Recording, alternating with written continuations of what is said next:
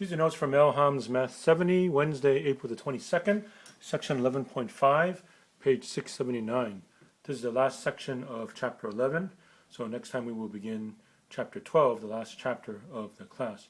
And Friday you'll be getting a quiz. The quiz will cover this week's material 11.4 and 11.5.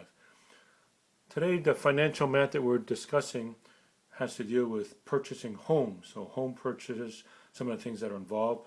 We're not going to go into the nitty-gritty details of how to figure out loan payments. That would be for a course such as Math 75 or perhaps a real estate course or business math, but we'll just give you some essentials of what happens if you were to consider buying a home purchase. And the numbers that they give us in the example obviously weren't meant for the Bay Area. I mean, they're talking about homes that are $325,000 or $170,000. That's obviously not the Bay Area, but the principles are still fine for what we're going to consider. All right, so problem number 2, it says the home is $325,000. Let's pretend that's the case. This would have to be a very tiny home or whatever. And you have a down payment, 10% down. And the question is, how much is the down payment and the mortgage amount? All right, so if the cost is $325,000, let's say you cannot pay that entire amount, but quite often you have to pay what's called a down payment. So the bank or lending institution wants to know that you can put something down so they can trust you for future payments. So we just simply take 10% of the $325,000. That's $32,500 is the down payment. So you pay this much up front, and then the amount of the mortgage, the amount that you're borrowing, is the difference between the selling price of $325,000 and the $32,500. So we simply just subtract $325,000 minus the down payment, $32,500, and that's the amount that you still owe, $292,500. So that would be considered the amount of the loan that you would pay back in time after 15 years, 30 years, or whatever. And let's look at number 4. The loan amount is $170,000, and that's not necessarily the selling price. That's the amount that you're borrowing. And quite often what banks or lending institutions will do is charge you points. Let's face it, the banks are out to make money. They're going to say they're helping you with their house. Sure, they might be helping with the house, but let's face it, they're in it to make money. So they will charge you something called points, which is a percentage of the loan amount.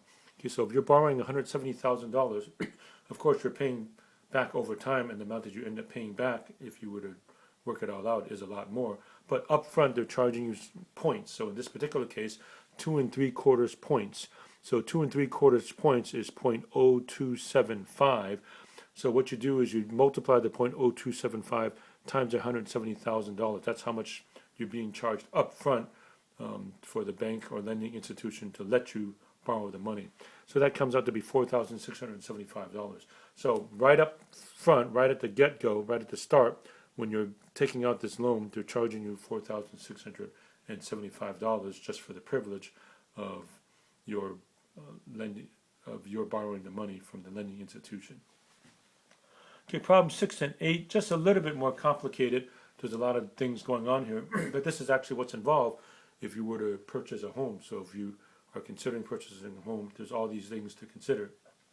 Right, so let's assume the home price is $243,000. Again, that's probably not Bay Area. But 20% down payment, and then they charge you $425 up front plus 4 points. Right, so not only are they going to charge you 4 points, but in case that 4 points doesn't come out to be much, the bank maybe says, okay, we're going to charge you $425 anyway for the privilege of giving you the loan. So what's the total payment that you have to make up front? So there's 3 things that we have to consider.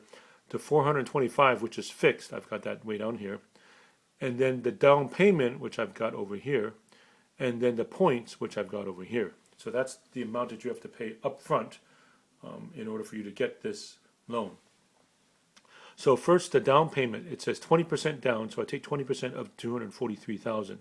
So 20%, 0.20 times 2243,000 comes out to be $48,600. That's the down payment. So I have to pay that up front. Okay, and I also have to pay the $425 up front because the bank says so.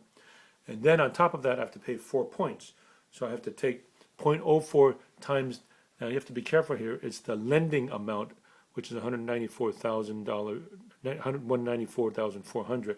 It's not off the original price. So first I have to figure out the loan amount, right? So the loan amount is the $243,000 minus the down payment of $48,600. So I no longer owe the full $243,000. I now owe $194,400. So the points are calculated off the loan amount, not the original price. And that's one thing you have to check for, that the bank or lending institution doesn't sneak that on you, that the points, they might want to go back to the original price. No, it's not off the original price, but it should be off of the loan amount.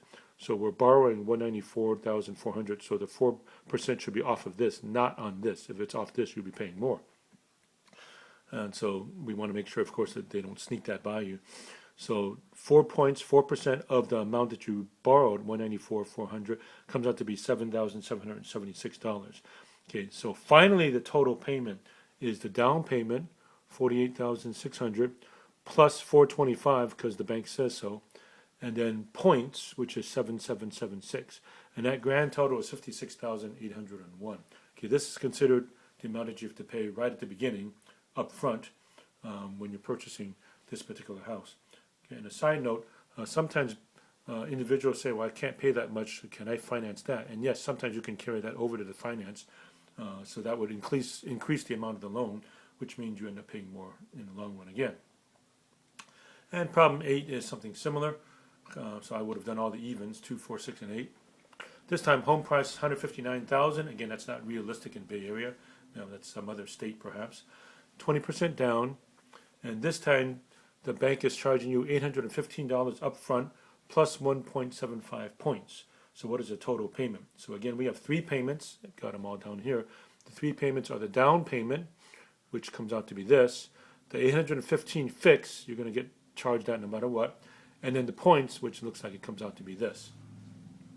So once again, here's the calculation. The 20% down means you pay 20% of the $159,000.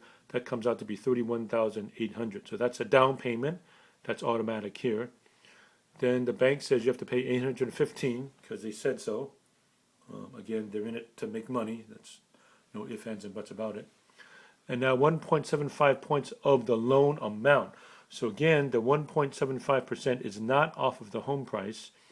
It's off of the loan amount. So we take the $159,000, that was the original price, subtract the $31,800, and now, because you already paid that down payment, you now owe only, quote unquote, $127,200. So the points, again, are based off of this. Don't let the bank sneak that higher price on you. The percentage, the points, 1.75%, is not off of that. It's off of the amount that you borrow, which is now $127,200. Okay, so 1.75 points is 0.0175 times $127,200, and that comes out to be $2,226. Okay, obviously, if you put the 0.0175 times the original home price, it would be a larger amount. I'll just mention quickly off to the side, sometimes some banks or lending institutions will give something called 0% down, so you don't have to pay anything down, but then the points are completely based off of the original home price, since the home price and the lending price turns out to be the same. So in any event, the grand total payment is the down payment, $31,800, plus $815 fixed, plus the points, $2,226, and that comes out to be $34,841. All right, so this concludes Financial Math, Chapter 11. So we did 11.5, page 679 today, for Wednesday, April the 22nd, for our Math 70. Friday, I will begin Chapter 12, and Friday you can also expect a quiz on sections 11.5 today, and Monday's 11.4. As usual, open book, open notes, but no discussion, due at 11:59 p.m. on Friday.